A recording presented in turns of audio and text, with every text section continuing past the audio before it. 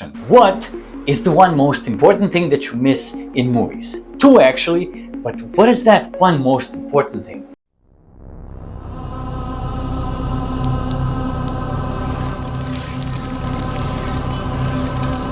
Greetings everyone!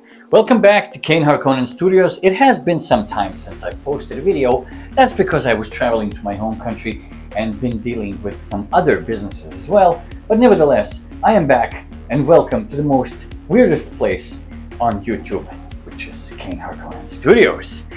In any case, today we are talking about one thing that is really important, and that's how not to make movie heroes and movie villains retards and idiots, because mostly they are. Now, first of all, let's get a couple of things out of the way. That is, special effects, sound effects, those are not the things that are going to make or break a movie. They might influence the quality of the movie, but they're not going to make or break the intrigue of the movie itself. What I'm talking about is you can make really good special effects, and bear with me please, because at the end of the video I have a solution to this problem. They're not going to break or make the video, but will do the influence altogether, right? That being said, in modern age, we are relying on CGI and special effects a little bit too much. I mean, everybody likes to see flashy stuff and, flying objects in slow motion, but the most important thing is being forgotten as time passes forward, and that is to create a really intriguing, gloomy, dark, or happy, cheerful, depends on what you want, atmosphere, and the most important number one thing in the world is conversation. Intelligent conversation, intelligent dialogue, intelligent monologue.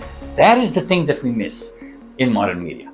Not that we have an abundance of it in the past either, but I think that movie industry should move towards that a little bit more, because there is nothing that's going to keep you hooked to the screens more as when you're listening to something that you're like, wow, I can't believe I wasn't anticipating this. I didn't know this was going to happen. This is a real surprise. Now, because this channel is dedicated to horror and mainly vampires, which in the future is going to change, we're going to expand it to fantasy and fiction as well, science fiction. But for now, we're sticking to vampires and horror film villains. Now, horror film villains and vampires tend to have this retarded communication, like they're in school bickering about some unimportant stuff. Now, let me ask you one very important question. Do you really think that an ageless, nocturnal creature having to hide in the night, having to hunt for its prey, having to evade all of the humanity, not to be discovered and ultimately destroyed, would succumb to such cheap conversations and bickering about clothes or wanting to go to school, as in Twilight, blah, strike that, or anything else stupid and retarded that's being presented in the movies? And there's countless examples, more than good examples.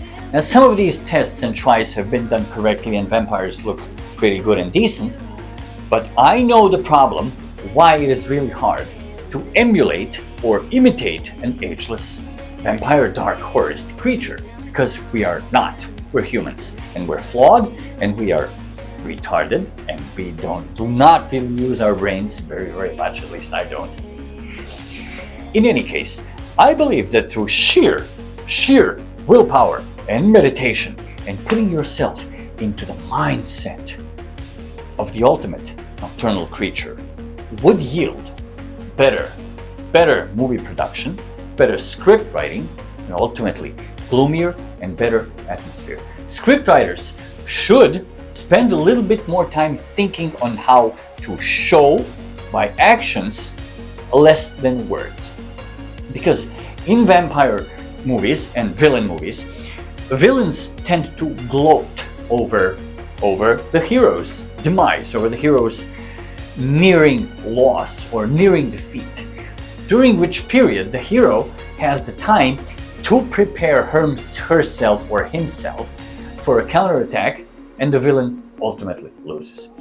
Now, we all know one specifically retarded scene where a villain is holding the main hero by the neck and is threatening him and explaining to him or her how and what is he going to do next, and then a couple of minutes pass by and the hero manages to figure some stuff out and ultimately destroy the villain. I don't think that's how it would be. That is us, that is movie talking to the audience, but not in a good way. So if a villain talks to the audience while talking to the hero, and you know that he's actually telling the audience what he's going to do, right? That is a bad example of movie presentation, villain presentation. There is no way that villains would do that. Like in a real life situation, if villains were to exist, well, superhero villains, right? Super villains with special powers. I really doubt that they would lose time on gloating and holding somebody. He would just be like, snap, you're dead, gone, that's it. Like, it is time for us to move forward in that direction. Quick example, the last movie, which is the Dracula, Last Voyage of Demeter, right? I really honestly liked the way Dracula kills his victims. There's no gloating, except for the final scene where he's holding that dude and looking at him strange, and that one particular scene where he's climbing that net and then looks upstairs and says something to the guy he's about to kill. Whatever.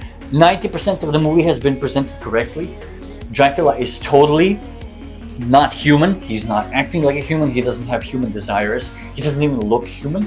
He's grown fangs. His skin is different colored. Beautiful. Finally somebody presented the vampire the way, one of the possible ways, the way it should be presented.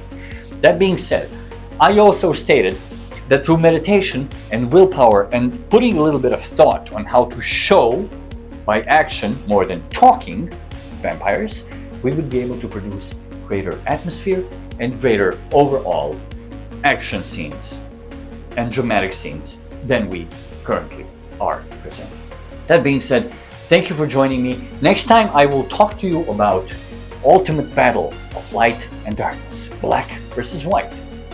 So stay tuned because it's going to be interesting, and please tell me if I'm wrong or tell me if I'm right. Write in the comment section below. Subscribe to the channel if you haven't already, because this isn't a fucking joke. And until then, I'll see you again soon.